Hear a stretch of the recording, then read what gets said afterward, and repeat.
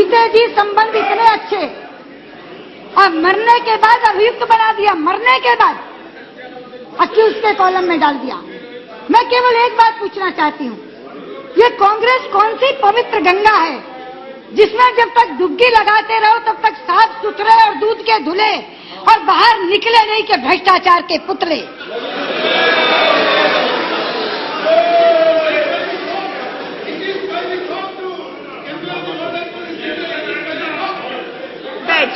और जब देखो लोग कहते हैं कि CBI Congress bureau of investigation है, मैं कहती हूं नहीं। जैसे ही कोई वोट की विधा आ जाए हाउस में, शरद भाई मुझे कहते रहते हैं सुषमा जी वोट की विधा में चर्चा मत कराया करो। मैंने कहा क्यों? बोले हमारे कई बहन भाइयों पे तलवार लटक जाती है। तो मैंने कहा हाँ, CBI Congress bureau of investigation नहीं, सीबीआई कांग्रेस बचाओ इंस्टीट्यूशन बन जाती है। और इसका सबसे बड़ा उदाहरण आया आप सामने। अध्यक्ष जी, अभी कैश फॉर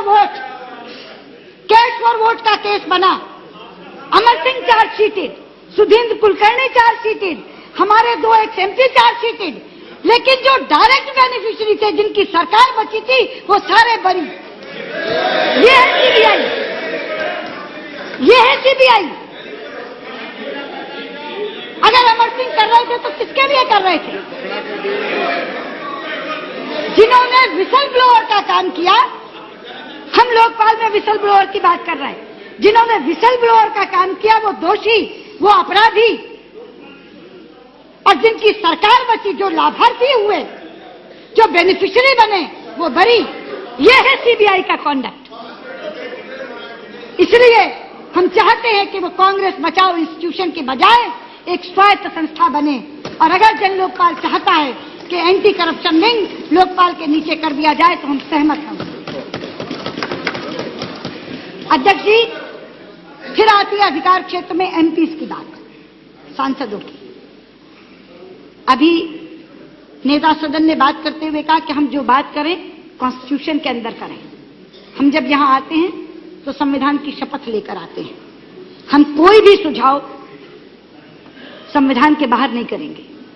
संविधान की धारा 105 सांसदों को इम्यूनिटी देती है हाउस के अंदर के व्यवहार और आचरण के लिए। वो इम्यूनिटी बनी रहनी चाहिए। ये हाउस सुप्रीम है। और मैं ये भी कहना चाहती हूं, इस हाउस ने अपनी सुप्रीमेसी दिखाते हुए भी अपनी स्ट्रेंथ भी दिखाई। इस हाउस ने प्रश्न पूछने के बदले मात्र 5,000 रुपए की राशि के आरोप में, आरोप कह रही क्योंकि कोई जांच नहीं हुई बड़ी इन्वेस्टिगेटिव एजेंसी से, हाउस कमेटी ने केवल जांच की थी, लेकिन मात्र 5,000 रुपए की राशि देने के आरोप में इन दोनों सदनों ने मिलकर 11 सांसदों को राजनीतिक सदस्यता से, इस सदन की सदस्यता से निष्कासित कर दिया। उनके राजनीतिक कैरियर खत्म कर दिए। ये ताकत है इस हाउस के अंदर, यह ताकत है इस सदन के अंदर। लेकिन जहां तक बाहर के आचरण का सवाल है, बाहर तो हम लोग ऑर्डिनरी सिटीजन हैं, साधारण नागरिक हैं। बाहर हम पर प्रिवेंशन ऑफ करप्शन एक्ट लागू है।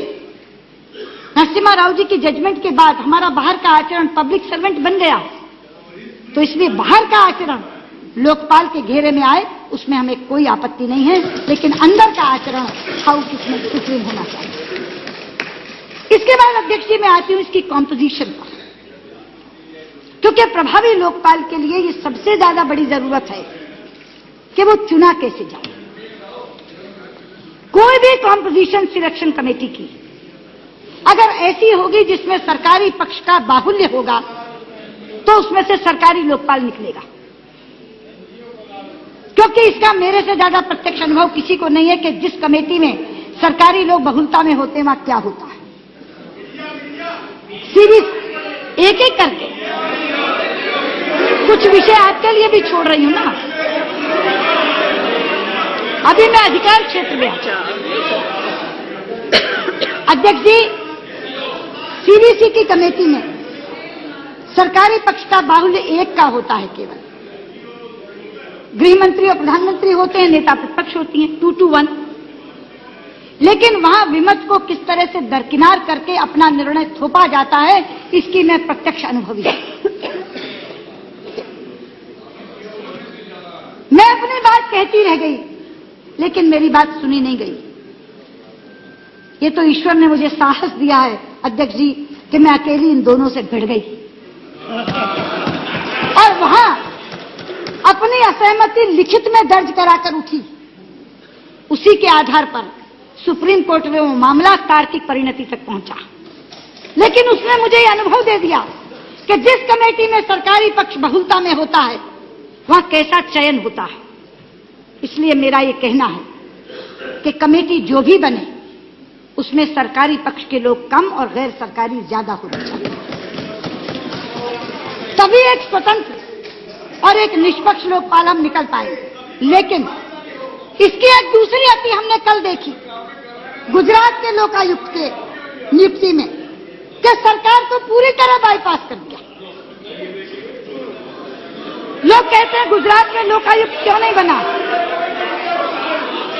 अध्यक्ष जी, गुजरात में लोकायुक्त क्यों नहीं बना पूछते हैं। गुजरात के मुख्यमंत्री ने चीफ जस्टिस द्वारा दिए गए नाम को नेता प्रतिपक्ष के साथ सहमत होकर गवर्नर को भेजा।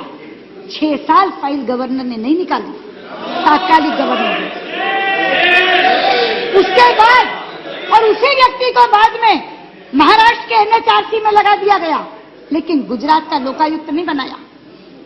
बाद में मीटिंग बुलाई तो नेता प्रतिपक्ष आए नहीं, बाइकॉट कर दिया। और कल क्या घटा? कल पूरी सरकार को बाईपास करते हुए गवर्नर ने स्वयं नियुक्ति कर दी। ये दूसरी एक्सट्रीम है।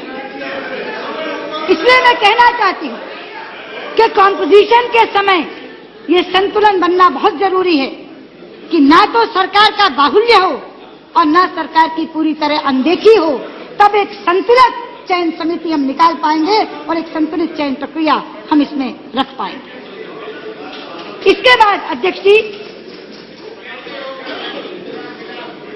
वो 3 प्रश्न आते हैं जो हमारे लिए, हमारे विचार के लिए नेता सदन ने अपने वक्तव्य में उठाए हैं। एक विषय है कि एक ही एक्ट से लोकपाल और लोकायुक्त बन सकता है क्या? या बैठे हैं बहुत संविधान विशेषज्ञ, वो कहेंगे कि जो स्टेट सर्विसेज हैं वो स्टेट का विषय है, वो स्टेट की एंट्री है। लेजिस्लेटिव कॉम्पिटेंस का विषय उठेगा, हम कैसे एक ही एक्ट से दोनों बना दें। तो मैं उन्हें बताना चाहती हूं, एक तो जो 1968 का लोकपाल बिल आया था और 1971 का, उसका शीर्षक ही था लोकपाल एंड लोकायुक्त एक्ट। तो ये कोई नई बात नहीं है। और दूसरा मैं कहती हूं कि जो संविधान हमें ये देता है कि ये स्टेट एंट्री है, ये सेंट्रल एंट्री है, वही संविधान की धारा 252 में हमें यह अधिकार भी देता है कि 2 राज्यों के समर्थन से ये लोकसभा बिल बना सकती है एक इनेबलिंग प्रोविजन के साथ, जिसको बाद में राज्य स्वीकार कर सकते हैं। इसलिए मैं कहना चाहती हूं कि आर्टिकल 252 हम देख लें, और आर्टिकल 252 में जो लिखा है, power of parliament to legislate for 2 or more states by consent and adoption of such legislation by any other state, इसके तहत हम एक ही बिल से लोकपाल और लोकायुक्त बना सकते हैं, 2 राज्यों के समर्थन से बना दें और बाकी एक इनेबलिंग प्रोविजन बना दें ताकि राज्य सरकारें उसको अडॉप्ट कर सकें और कोई राज्य सरकार ये न कह सके कि हमारे पास कोई मॉडल बिल नहीं। दूसरा विषय है ग्रीवांस रिड्रेसल मैकेनिज्म।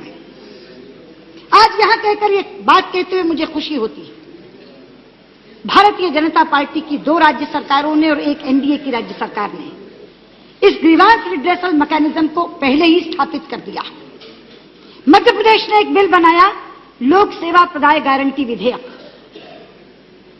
बिहार ने एक बिल बनाया और कल मुझे जानकारी मिली हिमाचल ने भी लोक सेवा प्रदाय गारंटी विधेयक बना दिया। अध्यक्ष जी, पंजाब में बना दिया, बना रहे। तो जहां तक ग्रीवांस रिड्रेसल मैकेनिज्म का सवाल है, जहां तक ग्रीवांस रिड्रेसल मैकेनिज्म का सवाल है, बहुत ही प्रभावी लोक सेवा प्रदाय गारंटी विधेयक बने हैं, जिसमें यह तय किया गया है, यह प्रावधान किया गया है कि अगर कोई पटवारी 15 दिन के अंदर गिरदावरी नहीं देता, अगर कोई तहसीलदार 1 महीने के अंदर नामांतरण नहीं करता, तो उसको जो जुर्माना लगेगा वो उसकी तनख्वाह से काटा जाएगा और वो जुर्माने की राशि उस व्यक्ति को दी जाएगी जिसको 15 दिन के अंदर जिसका काम नहीं हुआ या 1 महीने के अंदर जिसका काम नहीं हुआ। सिटीजन चार्टर को सामने रख करके ये विधेयक बनाए गए हैं। जन लोकपाल बिल जो डीम्ड करप्शन की बात करता है उससे हम सहमत नहीं है, क्योंकि डीम्ड करप्शन में सीधे 15 दिन में काम न करने पर सजा का प्रावधान है।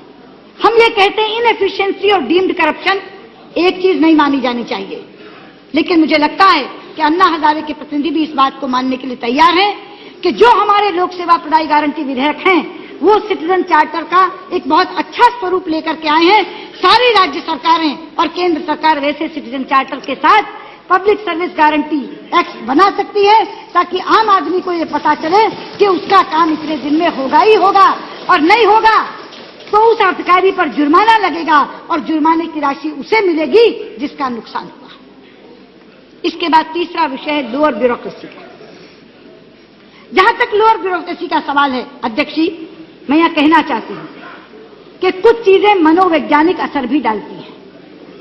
इसके विरोध में केवल एक तर्क है कि अनवील्डी बॉडी हो जाएगी, लेकिन अगर हम बैलेंस करें कि उसका मनोवैज्ञानिक असर क्या जाएगा।